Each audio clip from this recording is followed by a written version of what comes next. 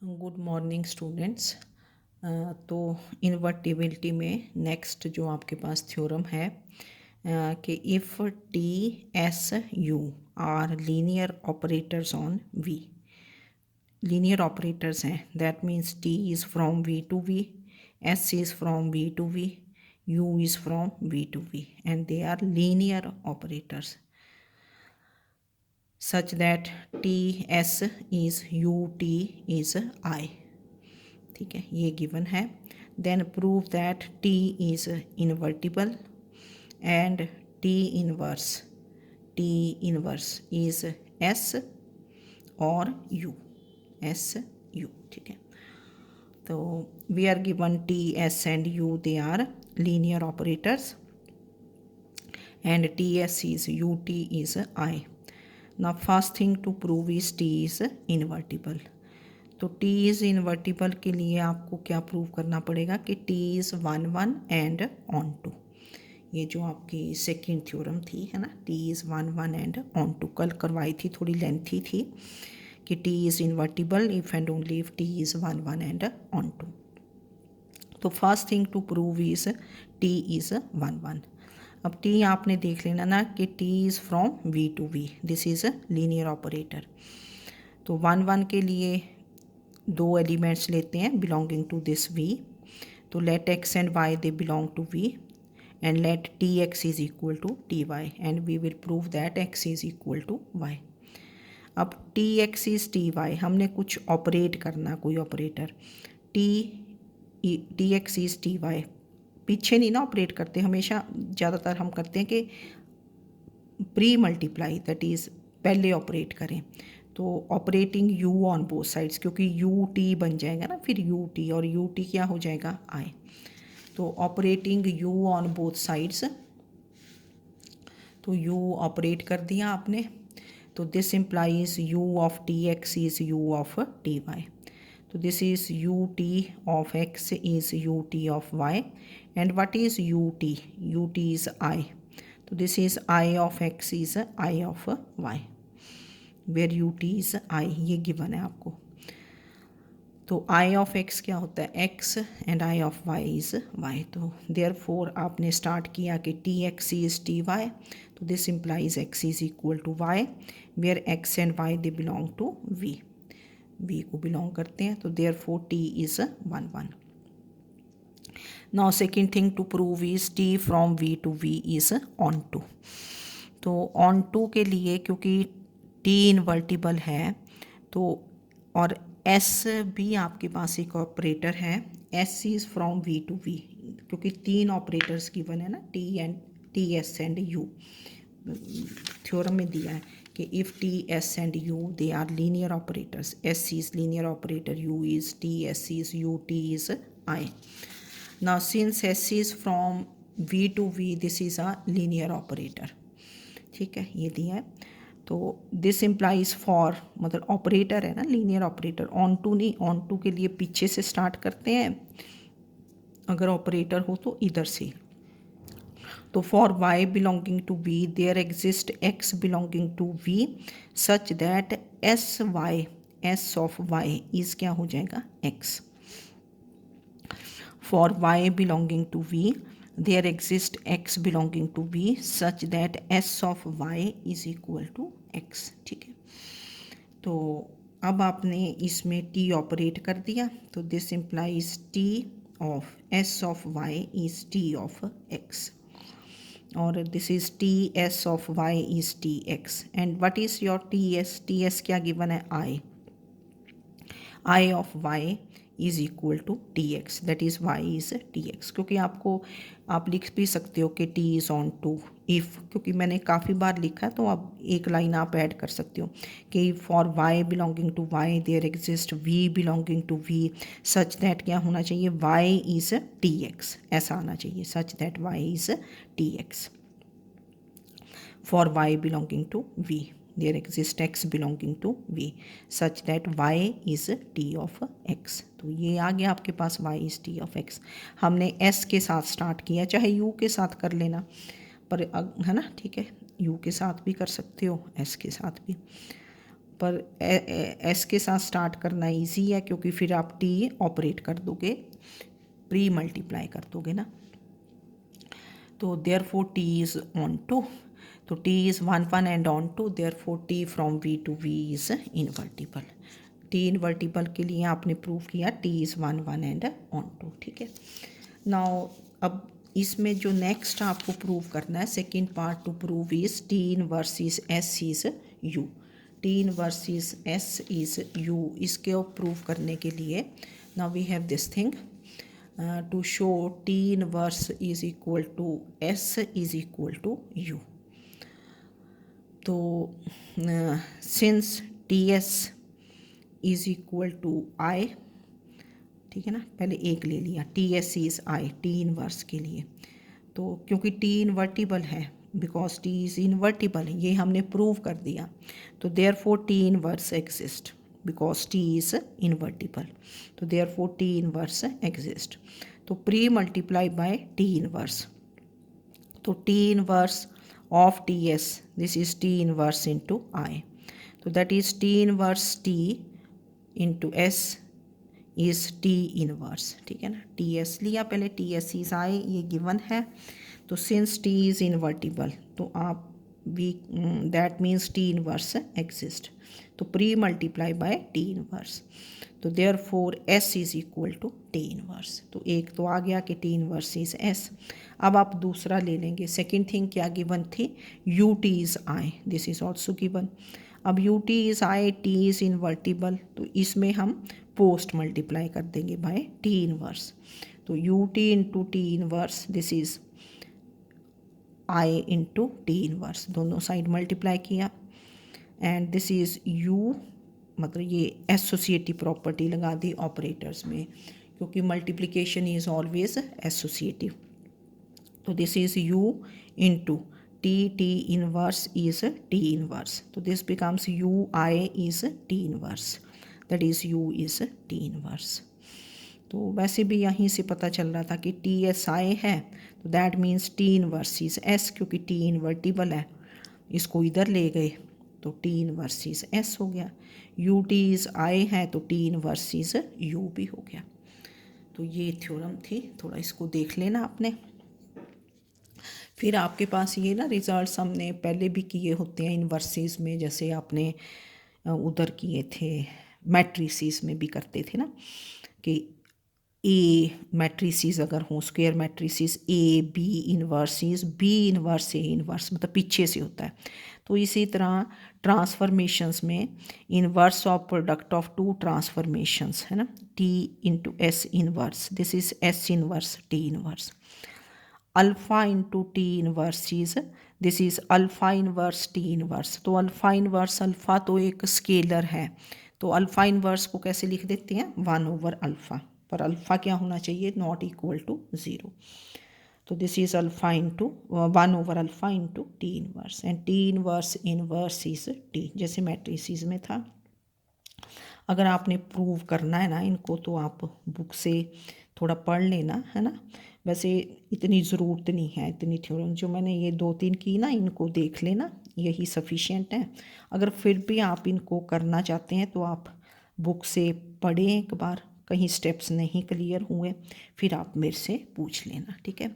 Otherwise ये results ही sufficient हैं आपके लिए। अब आपको जैसे ट्रांसफॉर्मेशंस में इन्वर्स निकालना बताएंगे। देखो ना, जैसे मैट्रिसेस में तो आप लोग इन्वर्सिस निकालते रहे हैं मैट्रिसेस में, है ना। स्क्वायर मैट्रिक्स का इन्वर्स निकालते थे, एडजॉइंट फाइंड करके, डिटर्मिनेंट, है ना, वो आपको आता था। अब यहाँ हम लीनियर ऑपरेटर्स, हम लीनियर ट्रांसफॉर्मेशन भी चलो बोल देते हैं, पर यहाँ ऑपरेटर होगा। ऑपरेटर में इतना डिफरेंस है कि ये V2V ही होगा, V2W नहीं होगा कभी ना। ये दोनों वेक्टर स्पेसिस क्या होंगी, सेम। तो inverse of a linear operator ही होगा, लीनियर ट्रांसफॉर्मेशन कभी नहीं आएगी, मतलब ये दो डिफरेंट वेक्टर स्पेसिस नहीं होंगी, सेम ही होंगी, ठीक है। तो late T from V3R to V3R be defined as T of x, y, z. This is 3x, x minus y, 2x plus y plus z, ऐसे डिफाइंड है। ये element belongs to V3R and this element this also belongs to V3R. X, Y, Z they are क्या है, reals. Then prove that T is invertible and find T inverse, मतलब inverse of linear operator. तो T invertible के लिए या T inverse find करने के लिए सबसे पहले आपको प्रूव करना पड़ेगा, अगर इतना ही लिखा है, अगर ये भी नहीं लिखा ना कि prove that T is invertible, लिखा है सिर्फ फाइंड टी इनवर्स, तब भी आपको प्रूव करना पड़ेगा कि T inverse exist. T is 1 1 and T is onto. 2 steps में हम प्रूव करते हैं. तो टी इज़ 1 1 के लिए 2 बातें होती हैं कि एक तो T X equal to T Y implies X is equal to Y कर दो, या फिर T V equal to 0 implies V is 0, जैसे मैंने पीछे भी आपको बताया था. Now first thing, now since we know that T is invertible if and only if T is 1 1 and onto. Now to prove T from V3R to V3R defined by 1 is 1 1, ये 1 1 है. T x नहीं ना लेना, यहाँ कोई vectors ले लेंगे, इसको V1 कर दिया कि let T of V1 is equal to T of V2. तो we will prove V1 is equal to V2 where V1 and V2 they belong to V3R. अब हमने बड़ी बार कर लिया ना ये. तो V1 को क्या ले लोगे, ऐसा ही vector x1 y1 z1. V2 को क्या ले लोगे, x2 y2 z2. Now T of V1 equal to T of V2. This implies T of x1 y1 z1. This is T of x2 y2 z2. Now what is T of x1 y1 z1? क्या बना यहाँ से, 3x1 x1 minus y1 2x1 plus y1 plus z1 equal to यहाँ से 3x2 x2 minus y2 2x2 plus y2 plus z2. Now two vectors are equal if their corresponding elements are equal. तो that means यहाँ से देखो क्या बन गया, 3x1 is equal to 3x2. That means x1 is x2. x1 minus y1 is x2 minus y2. अब x1 x2 है तो ये टर्म्स कैंसिल होंगी, y1 is y2. Third element is third element, that is 2x1 plus y1 plus z1 is 2x2 plus y2 plus z2. x1 x2 है, y1 y2 है, तो ये terms cancel होंगी, तो that gives you z1 is z2. तो therefore v1 is x1 y1 z1. तो this becomes v1 से start किया, x1 कितना आ गया x2, y1 is y2, z1 is z2 and which is v2.